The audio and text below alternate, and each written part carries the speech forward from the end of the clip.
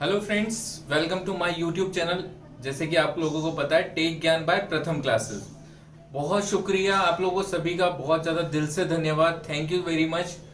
हमारे 500 plus subscribers हो चुके हैं, जो आप लोगों के सपोर्ट की वजह से ही हुए हैं। इसी तरीके से हमारे ऊपर सपोर्ट बनाए रखें। आपका प्यार हमें बहुत अच्छे से मिल रहा है, हम आप लोगों का सपोर्ट हमें दिख रहा है। आप इसी तरीके से सपोर्ट बनाए रखें। हम आपको अच्छे से अच्छा कंटेंट प्रोवाइड कराने की कोशिश करेंगे, अच्छे से अच्छे फैकल्टीज को आपको यहाँ पर लेकर आने की कोशिश करेंगे, तो ताकि आप लोगों का फायदा हो। और इसी तरीके से प्यार हमारे हमारे साथ बरकरार रखिए, बिल्कुल उसी तरीके से। तो आज हम डिस्कस करेंगे हमारा आज के नए करंट अफेयर्स के साथ। तो अब हम डिस्कस करेंगे क्या, हमारा नया करंट अफेयर्स। लेकिन वापस से अगेन आप लोगों के लिए थैंक यू वेरी मच। तो ये है हमारी पहली आज के करंट अफेयर्स की पहली न्यूज। इससे पहले थोड़ा बहुत टाइम और आपसे लूंगा कि अब से हम स्टार्ट कर रहे हैं करंट अफेयर्स के जो क्विजेज हुए, कि अब हम आपको क्या है करंट अफेयर्स के क्विजेज भी प्रोवाइड करवाएंगे।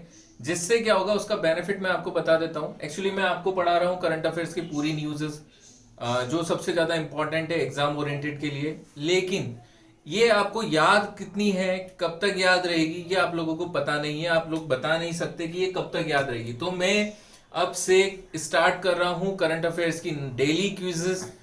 तो वो डेली क्विजेस किस तरीके से हम स्टार्ट करेंगे वो मैं आपको बता देता हूं। कि कुछ जैसे ही हमारा पूरा का पूरा कंप्लीट होगा वीडियो, लास्ट में मैं आपको 3 से 5 क्वेश्चन दूंगा क्विजेस के, जो आपको कमेंट सेक्शन बॉक्स में आपको कमेंट के द्वारा उसका आंसर देना है। ठीक है, कमेंट के थ्रू आप क्या करोगे, उस क्विजेस के लिए आंसर दोगे। दूसरी चीज ये है कि मैं आपको बता देता हूं।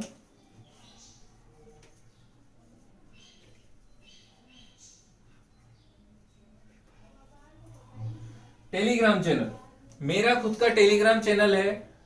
किस नाम से है,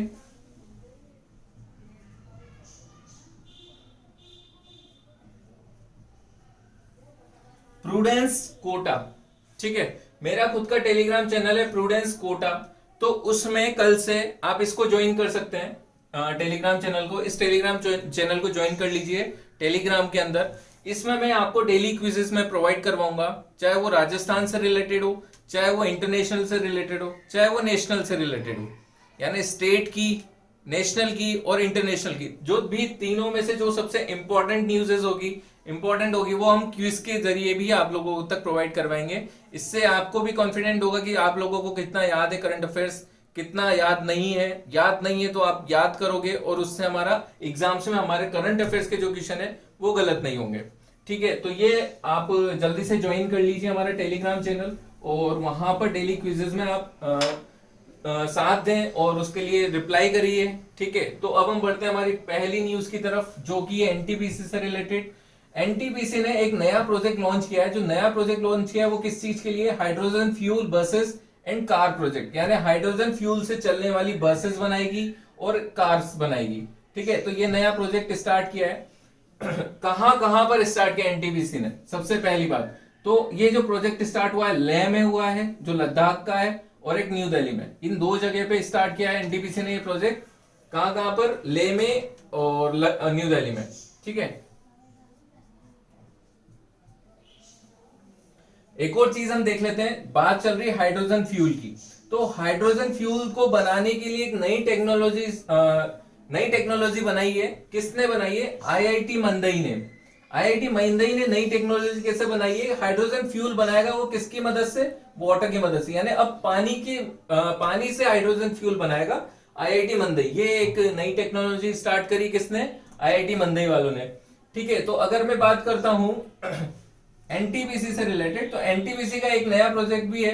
वो नया प्रोजेक्ट कौन सा है कि वो साउथ अफ्रीका, अब साउथ अफ्रीका में कहां पर, टोगो में वो एक प्रोजेक्ट लॉन्च कर रहा है, जिसमें क्या करेगा, 300 मेगावाट के सोलर सिस्टम को लगाएगा। एनटीपीसी के डायरेक्टर जनरल और सीईओ कौन है, गुरदीप सिंह। अब बात आई थी कि लेह से रिलेटेड। तो लेह में एक टूर्नामेंट हुआ था, जो लेटेस्ट में भी टूर्नामेंट हुआ था, वो कौन सा था, वो टूर्नामेंट था खेलो India hockey tournament.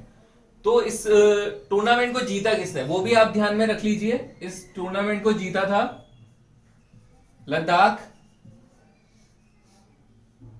Scout, regiment, इन्होंने ये टूर्नामेंट जीता था। वो जो टूर्नामेंट हुआ था वो कहां पर हुआ था? ले में। तो ये चीजें आप याद रखना। अब हम बढ़ते हैं हमारी अगली न्यूज की तरफ।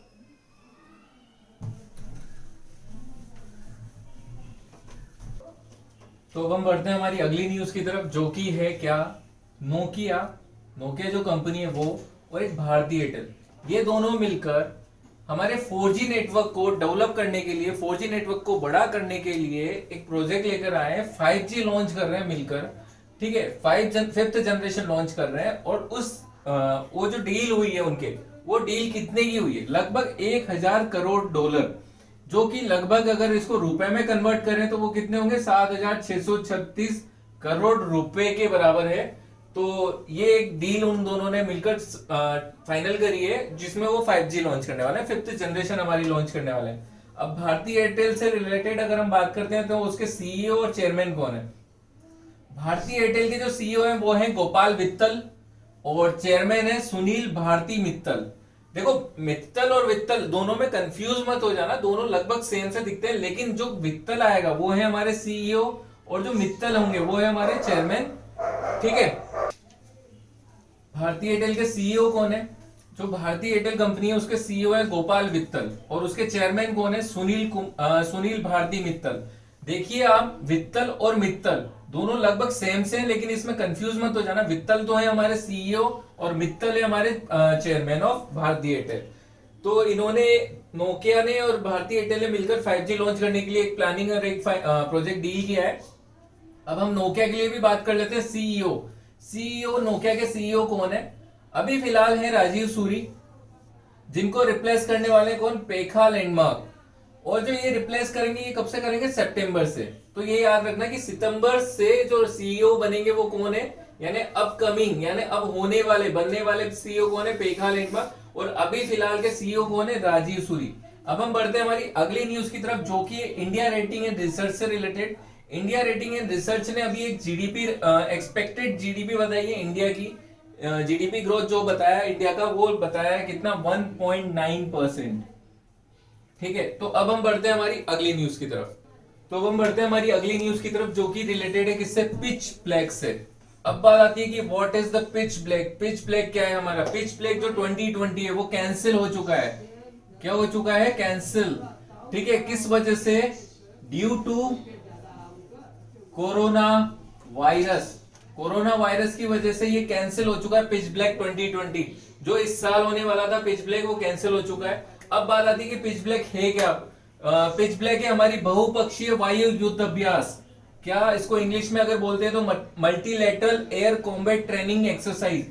ये एक्सरसाइज कहाँ की है? पहली बात तो ये याद रखिए कि ये एक्सरसाइज होती है हमेशा कहां पर? ऑस्ट्रेलिया में, ठीक है। इसमें कई देश भाग लेते हैं, कई देश हिस्सा लेते हैं, जिसमें इंडिया भी हिस्सा लेने वाला था, लेकिन ये हमारे कोरोना वायरस की वजह से इसको कैंसिल कर दिया गया है।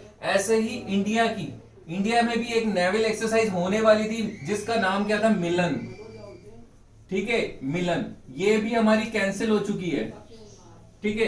तो ये होने वाली कहां थी? ये होने वाली थी हमारी विशाखापट्टनम में। तो इसी प्रकार अब हम बढ़ते हैं हमारी अगली न्यूज की तरफ। जो कि रिलेटेड है किससे?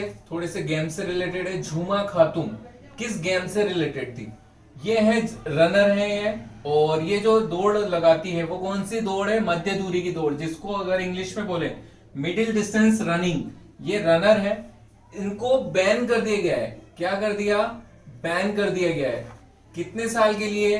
4 साल के लिए। ये ड्रग्स लेते हुए पकड़ी गई है। किसने पकड़ा है? नाडा ने, NADA, नाडा ने इनको ड्रग्स लेते हुए पकड़ा गया है, और इनको 4 साल के लिए बैन कर दिया है, यानी प्रतिबंध लगा दिया गया है कि ये अब रनिंग नहीं कर सकते हैं 4 साल तक के लिए।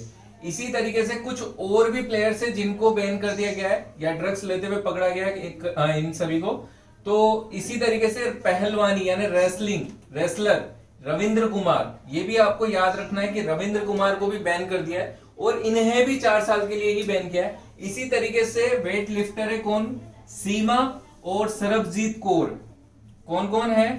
सीमा और सरबजीत कौर।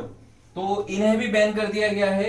और एक हमारे भाला फेंकने वाला गेम होता है जिसको हम इंग्लिश में बोलते हैं जैवलिन थ्रो, तो उसके कौन है? अमित दहिया। अमित दहिया जो उन्हें भी बैन कर दिया गया है, अमित दहिया को। तो पाकिस्तान के भी कुछ हैं, तो वो डिस्कस करते हैं हम। जस्ट अभी पाकिस्तान के भी कुछ हैं जिनको बैन किया गया है, तो वो भी डिस्कस कर लेते हैं। तो ये है हमारे पाकिस्तान क्रिकेट बोर्ड से रिलेटेड, जो पाकिस्तान क्रिकेट बोर्ड ने जिन्हें अभी बैन लगाया, जिन पर प्रतिबंध लगाया, जैसे उमर अकमल पे लगाया 3 साल का बैन।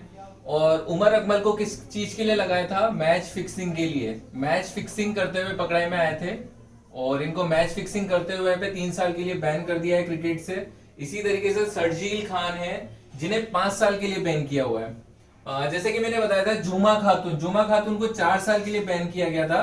क्या लेते हुए? ड्रग्स लेते हुए। किसने पकड़ा था? नाडा ने, जिसकी फुल फॉर्म होती है नेशनल एंटी डोपिंग एजेंसी। तो इसी तरीके से इसी क्रम में अब हम बढ़ते हैं हमारी आगे अगली न्यूज की तरफ।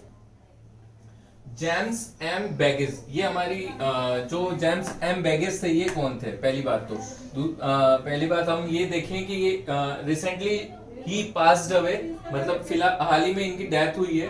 ये कौन थे? ये थे हमारे नासा के क्या थे? फॉर्मर एडमिनिस्ट्रेटर रह चुके हैं, पूर्व प्रशासक रह चुके हैं, जिनका अभी हाल ही में निधन हुआ है। तो अब हम बात करते हैं नासा का जो मार्स मिशन है। नासा के मार्स मिशन में जो रोवर यूज किया जा रहा है, ठीक है, जो रोवर यूज किया जा रहा है उसका नाम क्या है? उसका नाम है क्या? परसेवरेंस। ठीक है, इसी तरीके से नासा एक स्टार्ट कर रहा है हमारा सनराइज मिशन। नासा मतलब सनराइज मिशन भी स्टार्ट कर रहा है। और जो नासा की सैटेलाइट है, एक नासा की सैटेलाइट लॉन्च करने वाला है, वो उसका नाम क्या है? साइरस। ठीक है, ये सैटेलाइट क्या करेगी? ये सैटेलाइट करेगी हमारे वोल्केनोज या फिर अर्थक्वेक आएंगे उनके फोटोज लेने का काम करेगी। तो ये सब याद रखिए, नई सैटेलाइट और वो। इसी तरीके से अब हम बढ़ते हैं हमारी अगली न्यूज। तो अब हम बढ़ते हैं हमारी अगली न्यूज की तरफ, जो कि रिलेटेड है सिप्री से। सिप्री, अब सिप्री की फुल फॉर्म क्या है? Stockholm International Peace Research Institute. ठीक है, स्टॉकहोम अंतरराष्ट्रीय शांति शोध संस्थान। तो इन्होंने अभी इनके अकॉर्डिंगली इन्होंने अभी एक रिपोर्ट निकाली है। उस रिपोर्ट में इन्होंने बताया लार्जेस्ट मिलिट्री स्पेंडर, यानी मिलिट्री के अंदर जो भी खर्च सबसे ज्यादा खर्च मिलिट्री में कौन सी कंट्री करती है? तो वो कंट्री का नाम है USA, United state of America. अब इसमें इंडिया कौन से नंबर पर आता है? तो अब हम जान लेते हैं। इंडिया जो आता है वो आता है हमारा 3rd नंबर पे। फर्स्ट हो गया यूएसए, 3rd हो गया इंडिया, 2nd भी आप याद रख लीजिए, 2nd आता है चाइना। एक चीज में कंफ्यूजन हो सकता है, हथियार खरीदने में, हथियार जो होते हैं उनको खरीदने में इंडिया आता है 2nd नंबर पे, लेकिन जो पूरे मिलिट्री पे खर्चा होता है, कंप्लीट स्पेंड, अगर उसको देखें, कंप्लीट एक्सपेंडिचर को देखें मिलिट्री के ऊपर, तो इंडिया आता है 3rd पोजीशन पे। लेकिन सिर्फ हथियारों में देखें तो हथियारों में इंडिया आता है 2nd नंबर पे। तो इस बात पे कंफ्यूज मत होना, ये याद रखना कि हथियार में तो हम आएंगे 2nd नंबर पे और पूरे के पूरे मिलिट्री में हम आएंगे 3rd नंबर पे, मतलब पूरा मिलिट्री के खर्चे पर। तो अब हम बढ़ते हैं हमारी अगली न्यूज की तरफ। जो कि है असम गवर्नमेंट से रिलेटेड। असम गवर्नमेंट ने जो घोषणा करी है, जो भी हाल वहां असम के अंदर, वो क्या करी है कि असम ने ये बोला है कि कोविड-19 यानी कोरोना वायरस के चलते हुए जो उनके न्यूज रिपोर्टर्स हैं, किसके चलते हुए? कोरोना वायरस के चलते हुए जो उसके रिपोर्टर्स हैं, जो न्यूज रिपोर्टर्स हैं, जो रिपोर्टिंग कर रहे हैं कोविड-19 की न्यूज़ेस को, या फिर अदर स्टेट की जो भी न्यूज़ेस होती है उनको जो कवर कर रहे हैं, उनके लिए लाइफ इंश्योरेंस वो कर रही है, जो कि असम गवर्नमेंट खुद कर रही है। वो कितने का कर रही है? 50 लाख का। मतलब कोरोना वायरस के चलते हुए अगर जो भी रिपोर्टर्स है ना, जैसा कि होना नहीं चाहिए, लेकिन जो भी रिपोर्टर्स है अगर उनकी कोई डेथ हो जाती है, वो उनका निधन हो जाता है न्यूज रिपोर्टिंग करते टाइम पे ऑन ड्यूटी या फिर इस तरीके से, तो उनको, उनकी जो फैमिली होगी उनको 50 लाख रुपए का बेनिफिट वो प्रोवाइड करवाएगी। कौन? असम गवर्नमेंट। इसी तरीके से असम गवर्नमेंट में कई सारी स्कीम्स जो असम ने लॉन्च करी हुई है, जिसमें उत्तरायण योजना है, जिसके 33 स्टेडियम्स जो बना रही है हमारी असम के अंदर। इसी तरीके से अरुणधति योजना है, अभिनंदन योजना है, एक है ग्राम दीपिका स्कॉलरशिप, ये छात्रवृत्ति से रिलेटेड कोई एक स्कीम लॉन्च करी हुई है असम ने, कई सारी स्कीम्स में लॉन्च करी हुई है अपने स्टेट के अंदर, तो इसी तरीके से वो न्यूज़ेस में रहता है, तो ये सारी स्कीम्स हमें याद रखने वाली चीजें हैं, याद रहनी चाहिए। तो अब हम बढ़ते हैं हमारी अगली न्यूज की तरफ, जो कि है सेंट्रल यूनिवर्सिटी ऑफ पंजाब से रिलेटेड। जो पंजाब केंद्रीय विश्वविद्यालय ने एक पोर्टल स्टार्ट किया है, जो क्या पोर्टल है, उसका नाम क्या रखा हुआ है, CUPB, जैसे कि इसका फुल फॉर्म है सेंट्रल यूनिवर्सिटी ऑफ पंजाब। ठीक है, उन्होंने कोविड-19 के लिए एक इंफॉर्मेशन पोर्टल स्टार्ट किया है, जिसमें कोविड-19 से रिलेटेड जो भी पंजाब में जो भी पॉजिटिव है या नेगेटिव है या हॉटस्पॉट है, उससे कोविड-19 से रिलेटेड कंप्लीट इंफॉर्मेशन वो प्रोवाइड करवाएगा। तो अब हम बढ़ते हैं हमारी अगली न्यूज की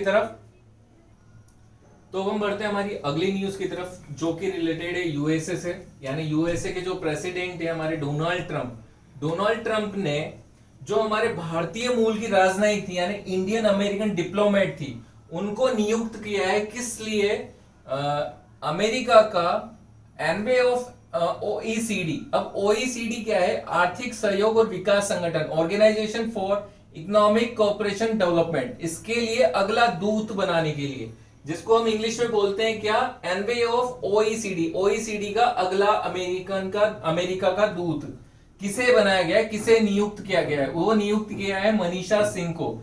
ये हमारी भारतीय मूल की डिप्लोमेटिक रही है। ठीक है, तो अमेरिका से ही रिलेटेड अगर मैं बात करता हूं कि अमेरिका में जो भारतीय मूल के जो जज बने हैं, अभी लेटेस्ट में बने भारतीय मूल के जज, जो अमेरिकन जज बने हैं, वो कौन है, वो बने हैं हमारी सामिया आसिमा, जो कि हमारी जो फर्स्ट लेडी है, यानी पहली महिला, भारतीय मूल की पहली महिला है जो अमेरिकन जज बनी हुई है।